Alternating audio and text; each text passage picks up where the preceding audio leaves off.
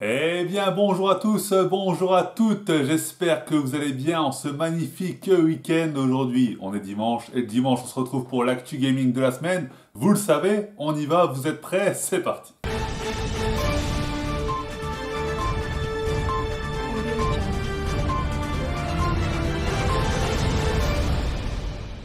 Bien entendu, vous vous attendez à ce qu'on parle de Riot Games qui a fait plein d'annonces, plein de choses exceptionnelles. On va en parler mais à la fin de cette vidéo parce qu'on a beaucoup d'autres choses à voir et qu'il y a un gros dossier Riot Games, c'est assez conséquent, donc on verra ça à la fin. Mais pas d'inquiétude, on a quand même de gros sujets à aborder avant cela, notamment l'annonce d'une nouvelle console, ça fait toujours grand bruit. On le sait, là on parle de la société Analog, que vous connaissez peut-être déjà, qui ont sorti l'Analog NT par exemple pour jouer aux jeux de NES, où vraiment on mettait les cartouches de NES.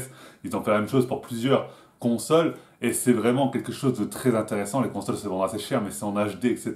Je vous laisse checker leur site, c'est vraiment super intéressant. Et bien ils ont simplement annoncé la Analog Pocket, c'est pas rien les amis. Si vous êtes rétro gamer, ça va être très intéressant pour vous, puisque c'est simplement une console avec un écran tout à fait actuel, un écran LCD de 3,5 pouces, 615 pp, avec une résolution de 1600 x 1440. Enfin voilà, vous l'aurez compris, la Pocket a 10 fois la résolution d'un Game Boy original, donc c'est juste ouf, et ça permettra de jouer à vos jeux Game Boy, Game Boy Color et Game Boy Advance, rien que ça. À côté de cela, on pourra acheter un adaptateur à mettre dans cette console pour jouer aux jeux Game Gear, Atari Lynx et Neo Geo. Donc vraiment, c'est pas rien du tout les amis, ça regroupe vraiment toutes les consoles de l'époque, toutes les consoles portables, on pourrait jouer sur cette console. Mais attention, là c'est pas pour émuler des ROM, c'est vraiment pour mettre vos cartouches, tout simplement les véritables cartouches Nintendo donc, ou Atari, enfin voilà, vous l'aurez compris, à mettre tout simplement dans cette console pour pouvoir jouer à l'heure actuelle aux jeux rétro. Bien entendu, il faut posséder ces cartouches.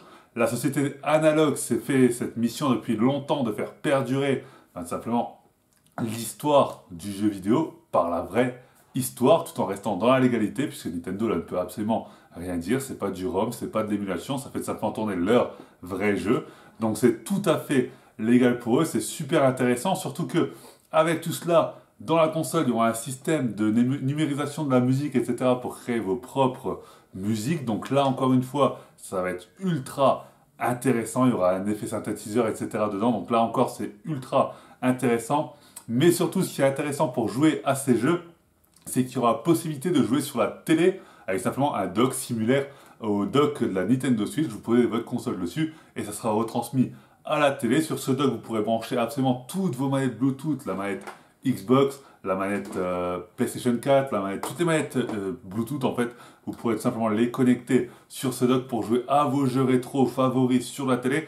Donc c'est vraiment une console intéressante. Il faut savoir qu'elle sera quand même vendue à 200 €. Donc oui, effectivement, c'est assez cher, mais elle a quand même de belles caractéristiques, cette console, pour peu que l'on possède encore, bien sûr, les anciennes cartouches. Ça va vous permettre de faire revivre tout simplement vos vieilles consoles sans avoir à racheter une Game Boy, une Game Boy Color, une Game Boy Advance, etc.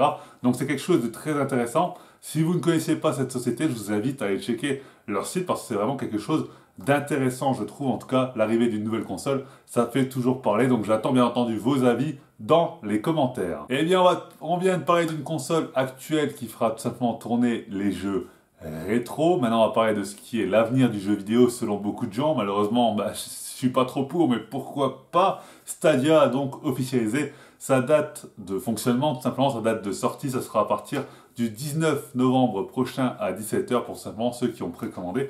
Donc ça va être dans ces eaux-là pour tout le monde. Donc Stadia qui sera bientôt disponible. Et là aussi, j'attends vos avis parce que Stadia, je suis pas vraiment pour.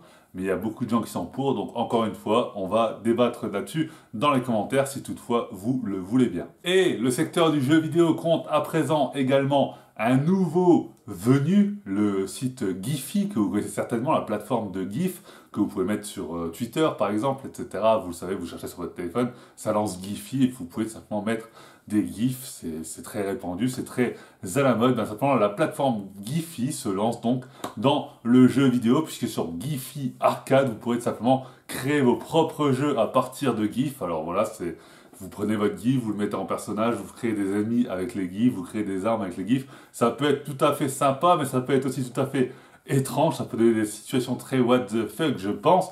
Donc je vous laisse checker tout ça si toutefois ça vous intéresse. Je vous mettrai le lien dans la description, mais en tout cas voilà, un nouveau style de jeu, on va dire, débarque donc sur la toile et vous pouvez créer le vôtre si toutefois cela vous intéresse. Et à présent, on va se pencher rapidement sur le point Capcom, tout simplement puisque Capcom a simplement fait part de ces 3 points principaux en conférence. Ils ont donné les 3 points d'initiative principales tout simplement de leur firme. Les initiatives seront de renforcer les ventes numériques. Donc encore une fois, le dématérialisé va être mis à l'honneur par Capcom. Le dématérialisé qui gagne de plus en plus de terrain. Vous savez que je ne suis pas pour, mais malheureusement, c'est ainsi. Donc Capcom en fait un point d'honneur. En deuxième point, renforcer notre gamme de titres, c'est-à-dire créer de nouvelles licences. Capcom veut donc créer des nouvelles licences, des nouvelles choses, et ça c'est très intéressant. Et en 3, réveiller les propriétés intellectuelles dormantes, c'est-à-dire faire revenir sur l'avant de la scène soit des licences qu'on a peut-être totalement oubliées, tellement ça fait longtemps qu'on n'a rien vu, ou peut-être même tout simplement faire des remastered de jeux, etc. etc. Donc par exemple, on peut s'attendre à un Resident Evil 3, pour moi c'est tout à fait logique et cohérent, ça devrait arriver. Donc du côté de chez Capcom, il va y avoir beaucoup de choses qui vont être annoncées, je pense, dans les semaines et mois à venir. Donc on va regarder tout ça là, je vous tiens au courant bien entendu. Mais donc voilà, on a donc les 3 points d'orgue de Capcom, renforcer le numérique, renforcer les titres, c'est-à-dire créer de nouvelles licences, et bien entendu réveiller les anciennes propriétés intellectuelles dormantes, donc les choses qui leur appartiennent mais qu'on ne voit plus sur le devant de la scène, ou en tout cas qu'on va peut-être revoir en remastered. Donc je ne sais pas s'il y aura aussi des nouvelles, peut-être des nouveaux opus de jeux qui ont disparu depuis longtemps, mais en tout cas des remastered, c'est quasiment certain. Voilà, c'était le point Capcom.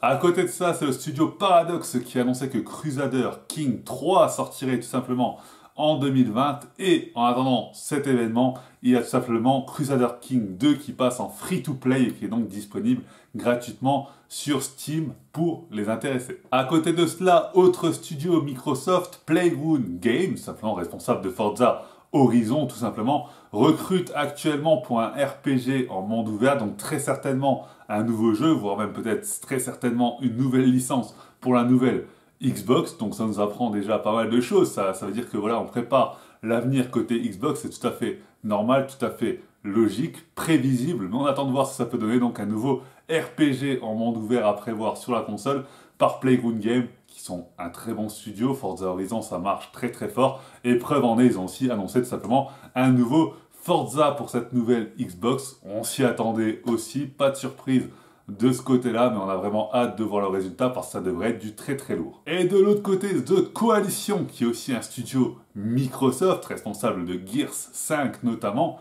très bon jeu, ma foi, on a fait une petite vidéo sur la chaîne si ça vous intéresse.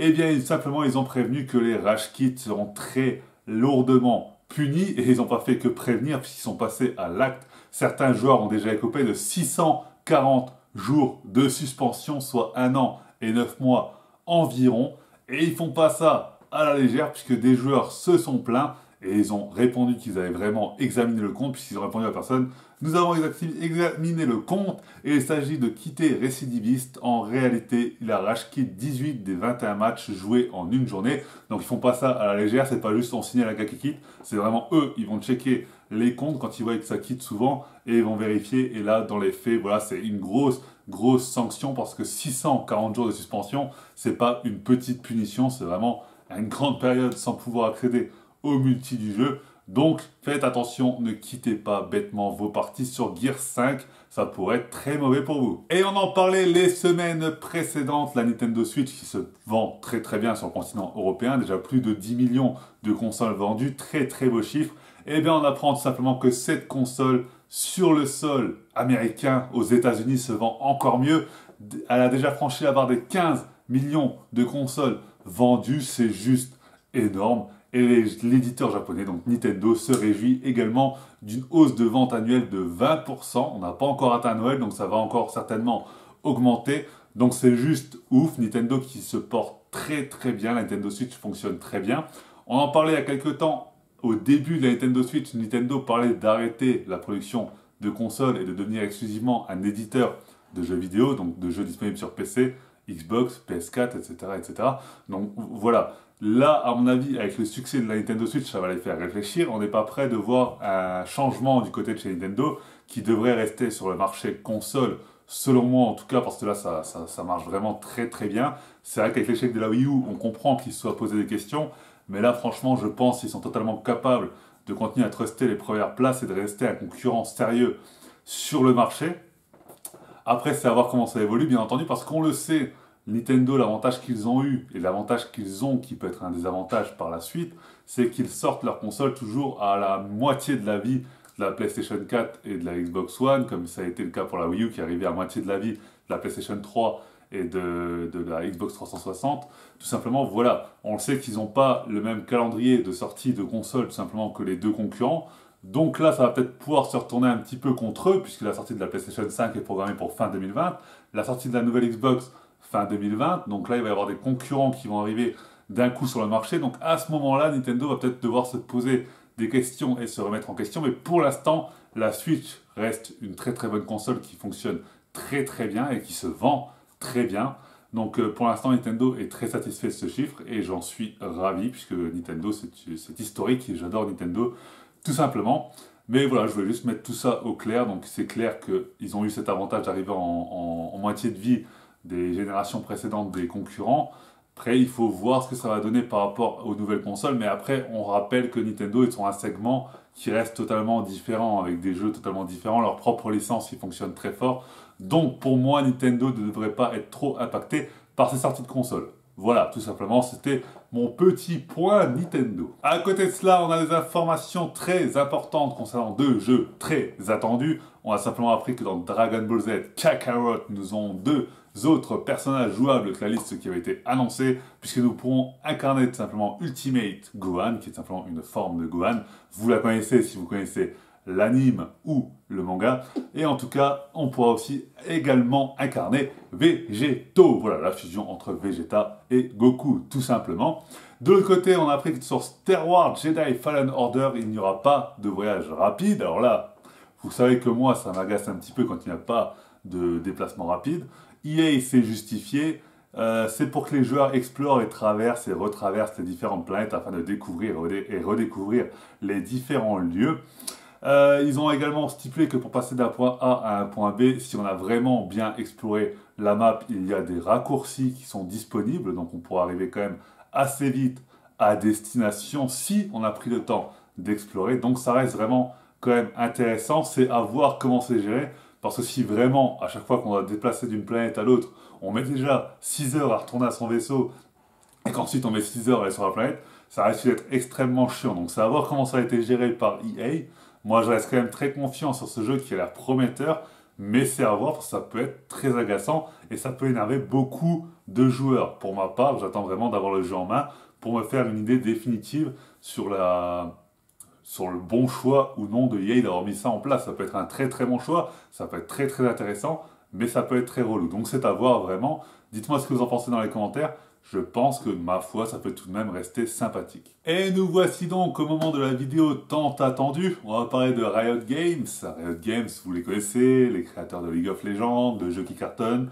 Voilà, League of Legends a fêté ses 10 ans. Il est toujours aussi populaire auprès de sa communauté. Personnellement, j'ai fait une partie de League of Legends dans ma vie. Je ne connais pas du tout cet univers, mais là, j'ai vraiment envie de découvrir. À cause de cette conférence de 10 ans, vraiment, ils m'ont hypé. Je ne sais pas comment ils ont fait, mais en tout cas, ils risquent d'avoir un petit peu de League of Legends sur la chaîne. Ça m'a vraiment donné très très envie. En tout cas, Riot Games, ils sont posés en patron, ils sont arrivés, ils ont fait 500 annonces, il y a plein de choses qui vont arriver dans l'univers de League of Legends ou pas d'ailleurs. Ils ont vraiment tapé du poing sur la table, ils sont imposés, ils se sont dit les gars, ça va partir dans tous les sens, préparez-vous, installez-vous, prenez des notes parce que ça va être compliqué de tout se rappeler. Alors déjà, le jeu Teamfight Tactics va être disponible sur mobile, Android et iOS. Alors voilà, ça, ceux qui connaissent le jeu, c'est très bien. Ceux qui ne connaissent pas comme moi, ça va simplement être un jeu où il va falloir mêler connaissance du jeu et chance. Donc voilà, déjà, il y a une part de chance dans ce jeu. Et ça va simplement être avec des personnages de League of Legends. Voilà, donc c'est un jeu un petit peu aléatoire, mais ça a l'air, ma foi, plutôt sympathique. À côté de ça, Riot a encore annoncé League of Legends Wild Drift. Alors, qu'est-ce que c'est? J'ai entendu beaucoup de choses. Ouais, c'est League of Legends sur mobile, c'est League of Legends sur console. C'est pas tout à fait ça. C'est pas un portage de League of Legends, mais c'est bien un tout nouveau jeu qui reprenne tout simplement les mécaniques de League of Legends, qui reprennent le style de League of Legends, mais ça ne sera pas League of Legends. Il faut bien se mettre d'accord. D'ailleurs, on ne pourra pas utiliser son compte League of Legends sur ce jeu. Voilà, on ne pourra pas utiliser la progression de League of Legends sur ce jeu, puisque c'est vraiment un nouveau jeu à part, mais qui sera effectivement disponible sur mobile, qui sera disponible sur les consoles. Donc ça va vraiment être super intéressant à voir. Ça sera disponible même sur Nintendo Switch très certainement, PlayStation 4, Xbox.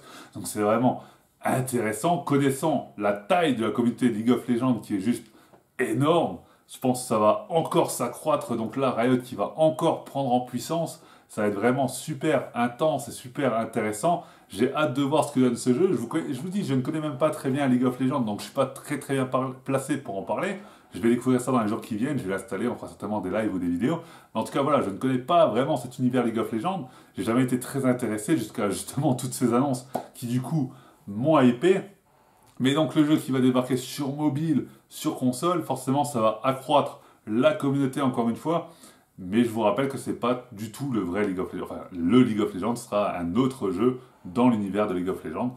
Mais ma foi, c'est très intéressant. À côté de ça, un autre jeu sort dans l'univers de League of Legends, mais dans l'univers réel de League of Legends, on va dire, puisque c'est un jeu de gestion e-sport, tout simplement de management e-sport, ce sera LoL eSport Manager.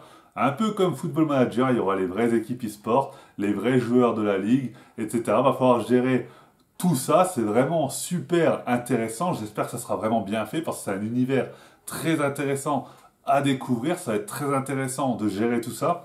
Et apparemment, il y aurait un lien financier avec les équipes réelles, puisqu'apparemment, il y aurait des transactions simplement en jeu, des choses qu'on pourra payer. Et tout simplement, ça financera les véritables équipes de League of Legends.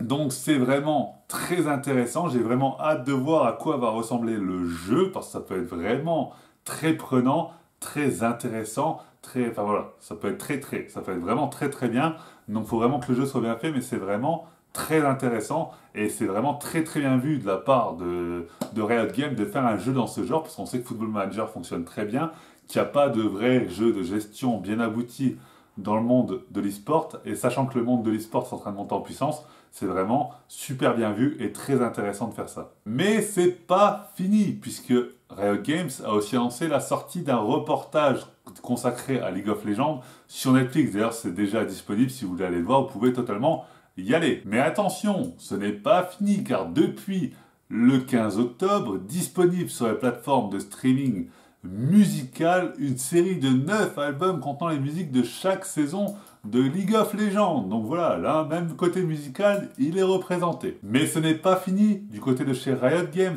puisqu'on nous a aussi annoncé qu'il travaillait sur Projet A, qui sera tout simplement un jeu de tir tactique qui ne se rejouera pas dans l'univers de League of Legends cette fois-ci, mais sur Terre dans un futur proche. On aura plus d'informations courant 2020, mais ça semble être un FPS tactique à mi-chemin entre Overwatch et Counter-Strike.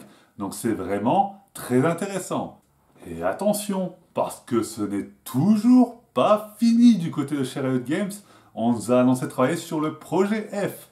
Alors ça devrait permettre aux joueurs de découvrir Runeterra avec leurs amis. Vu les quelques images déployées, il pourrait s'agir d'un hack and slash, voire peut-être d'un MMORPG potentiellement, mais ça ressemble quand même plus à du hack and slash. On en saura plus, bien entendu, dans les mois à venir. À garder à l'œil, encore un projet du côté de chez Riot Games. Mais attention, parce que du côté de chez Riot Games, ce n'est pas fini. On nous a annoncé Legend of Runeterra, tout simplement. Un jeu de cartes dans l'univers de League of Legends, un petit peu comme Hearthstone, un petit peu, voilà, vous l'aurez compris, ce genre de jeu de cartes free-to-play.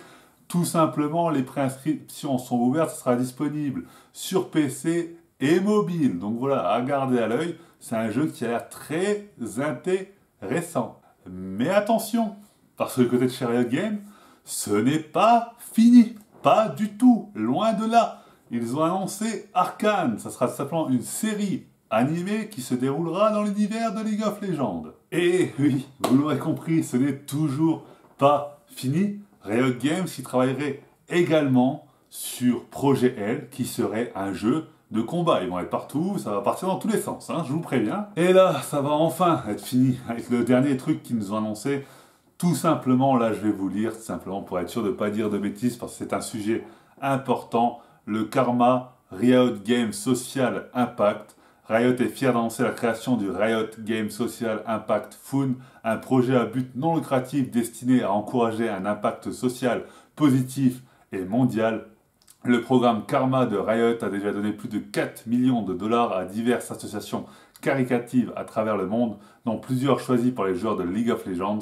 Karma Héros de l'Aube sera le premier skin de LoL dont l'intégralité des recettes sera reversée au Riot Game Social Impact Fund. Vous l'aurez compris, c'est simplement un système qui permettra de donner de l'argent à des associations œuvrant pour le bien-être dans le monde. Voilà, c'est fini pour Riot Games, c'est fini pour cette vidéo. J'espère qu'elle vous aura plu, que vous aurez appris plein de choses. S'il y a des choses que vous n'avez pas compris, n'hésitez pas à me poser des questions dans les commentaires. S'il y a des informations que je n'ai pas données, c'est soit que je suis passé à côté, soit que je les ai mais que je ne les ai pas trouvées intéressantes. Mais vous pouvez, vous, les mettre dans les commentaires afin de partager avec les autres ou même avec moi-même parce que je peux ne pas tout savoir. Voilà, tout simplement. Je vous dis à très bientôt pour la prochaine vidéo, prochain live, etc. C'était Crouch Gaming pour vous servir. Et à la plus, ciao tout le monde, bye bye, salut.